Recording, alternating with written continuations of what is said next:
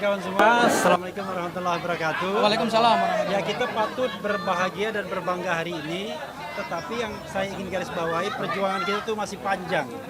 Masih ada nanti Jumat kita memulai pra-peradilan yang baru. Nah, pra-peradilan yang baru ini akan menentukan pokok perkara nanti. Karena kita akan mengajukan pasal 32 ayat 1 yang kami anggap itu adalah pasal selundupan hanya untuk bagaimana bargaining power penyidik bisa menahan suatu waktu baik Mas Roy maupun Dr. Tifa. Karena itu kita akan ajukan, kita berusaha insya Allah rontokkan pasal ini, karena pasal ini paling tidak menurut kami tidak disertai dengan fakta dan peristiwa yang sesungguhnya, tidak disertai dengan dua alat bukti yang cukup. Itu perjuangan kita yang harus kita jalani berikutnya dan mohon dukungan. Dan sekali lagi bahwa ini tidak bermaksud untuk menghambat pokok perkara, karena pra peradilan ini adalah hak yang diberikan oleh undang-undang dan terbukti kepada tersangka dan terbukti. Ternyata hari ini pra peradilan itu paling tidak memulihkan harkat Mas Roy bahwa proses penggeledahan, penahanan dan penangkapan dan penahanan itu tidak sah. Dan hakim tadi memastikan bahwa Mas Roy adalah orang yang patuh, orang yang kooperatif, orang yang melakukan wajib lapor sesuai dengan perjanjian dengan penyidik agar tidak ditahan sebanyak 30 kali. Sehingga yang menciderai janji itu bukan Mas Roy, tetapi penyidik sendiri yang menangkap tiba-tiba, yang menahan tiba-tiba tanpa alasan yang bisa dibenarkan. Karena itu hakim secara substantif, ya, secara adil menyatakan bahwa proses rangkaian penggeledahan, penangkapan dan penahanan itu tidak sah. Bagaimana dengan pokok perkara? At any time sesungguhnya kami siap untuk disidangkan pokok perkaranya.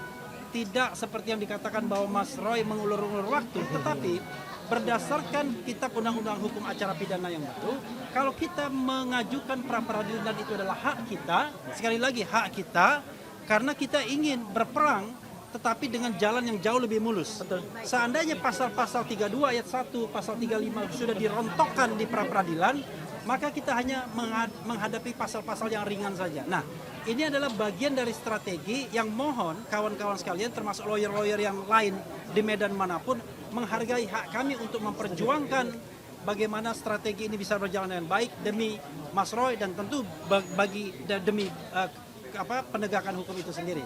Itu saja yang ingin saya sampaikan. Sekali lagi, terima kasih. Wassalamualaikum warahmatullahi wabarakatuh. Waalaikumsalam warahmatullahi wabarakatuh. Mendakwa Mas Roy ya, dan juga Dr. Tifa sesungguhnya. Tapi kan karena ini hanya Mas Roy ya, kita Mas Roy saja. Kita ketahui bahwa setidak-tidaknya Mas Roy itu didakwa dengan 4 hal. Ya, kalau kita lihat Dr. Tifa juga kurang lebih sama, yaitu yang terkait dengan fitnah, pencemaran nama baik, kemudian manipulasi dokumen dan edit dokumen. Nah, yang kita ingin rontokkan dalam tanda kutip adalah yang terkait dengan manipulasi dokumen, di mana dikatakan bahwa Mas Roy melakukan manipulasi terhadap dokumen dan itu ancaman hukumannya 8 tahun melalui pasal 32 ayat 1 Undang-Undang nomor 11 tahun 2008 tentang informasi dan transaksi elektronik atau Undang-Undang ITE yang lama. Nah, itu yang kemudian kita akan uji karena kita anggap bahwa penersangkaan pasal tersebut tidak memenuhi minimal 2 alat bukti. Karena itu kalau misalnya diterima di sini, maka kita harapkan itu dicabut dari dakwaan oleh jaksa penuntut umum. Itu yang kemudian kita ingin garis bawahi. Pasal 32 ayat 1 Undang-Undang ITE tahun 2008. Ya, kita ketahui kalau pakai kuhab lama kan alat bukti itu kan ada yang namanya surat, ada yang namanya saksi, ada yang namanya ahli, ada yang namanya petunjuk, kan begitu. Nah, kita tidak melihat bahwa fakta dan peristiwanya mengacu kepada itu. Kita tidak melihat ada saksi, ada ahli yang bisa menjelaskan bahwa Mas Roy kemudian dianggap memenuhi kualifikasi untuk disangkakan dengan pasal 32 ayat 1. Ada pendapat bahwa sebetulnya pasal itu lebih cocok dikenakan kepada si Sandi, itu benar nggak? Saya tidak mau menjawab itu ya, nah, itu perlu kajian. Tapi intinya kita berkonsentrasi pada kasus yang menimpa Roy Suryo dulu. Yang manipulasi dokumen banyak banget. Ya, manipulasi dokumen yang dianggap merusak dokumen, kemudian baik orang lain maupun dokumen publik.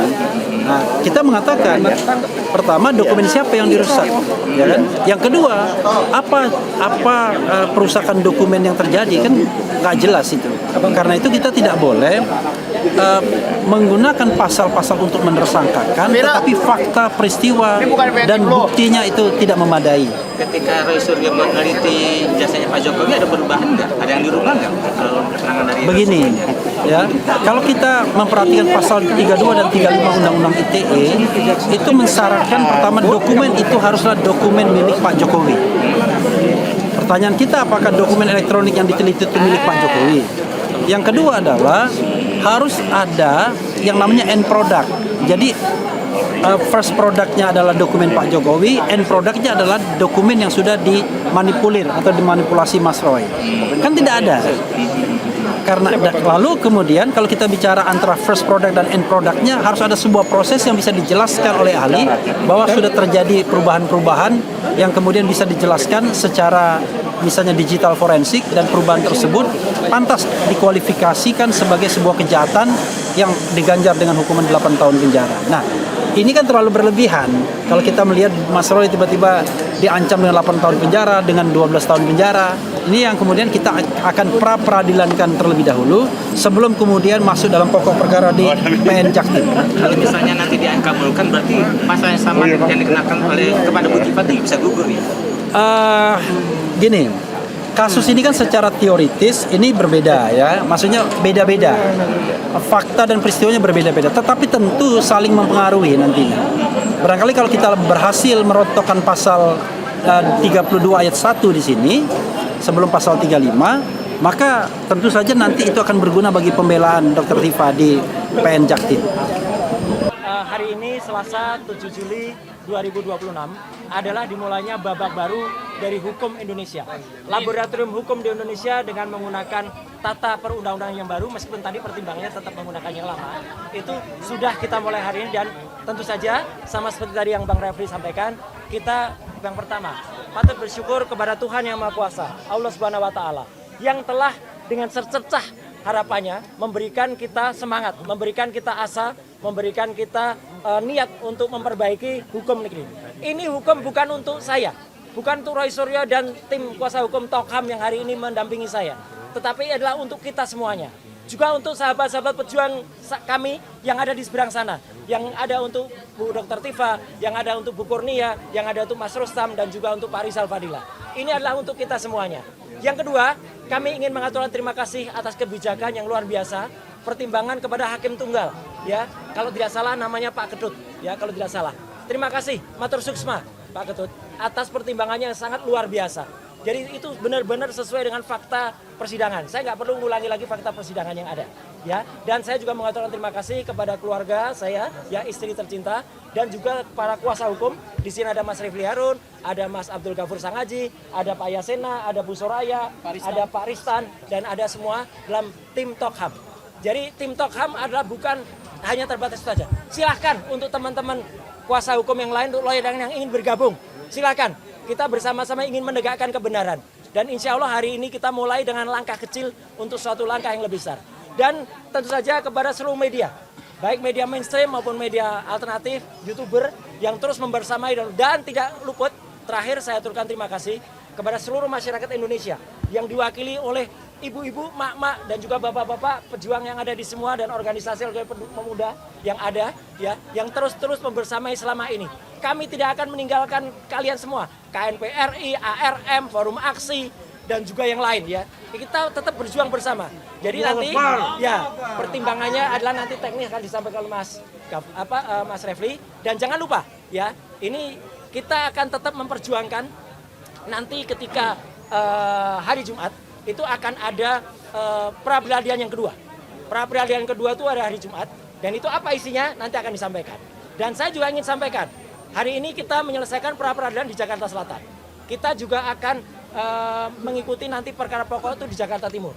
Tapi kemarin kita mengajukan gugatan, ya, PMH itu apa sih? Perbuatan melawan hukum di Jakarta Utara terhadap seorang namanya Lecumanan. Ya, itu sudah kita daftarkan dan muncul reknya adalah nomor 457 _B PDT yang ada di Jakarta Utara. Kenapa? Karena dia telah melakukan penyelundupan pasal dan pasal itu ternyata tidak digunakan. Nanti detailnya mungkin Mas Gafar akan sampaikan. Dan meskipun tadi hakim sekali lagi menggunakan KUHP lama dan baru, tapi dalam suatu KUHP baru, maka itu namanya apa? Namanya dioplos. Ya, pasti oplos. Ini oplos. Ya, oplos dan kolaborasi. Gitu ya. Gak sempet baca? Dengerin aja, klik icon text to speech di okezone.com.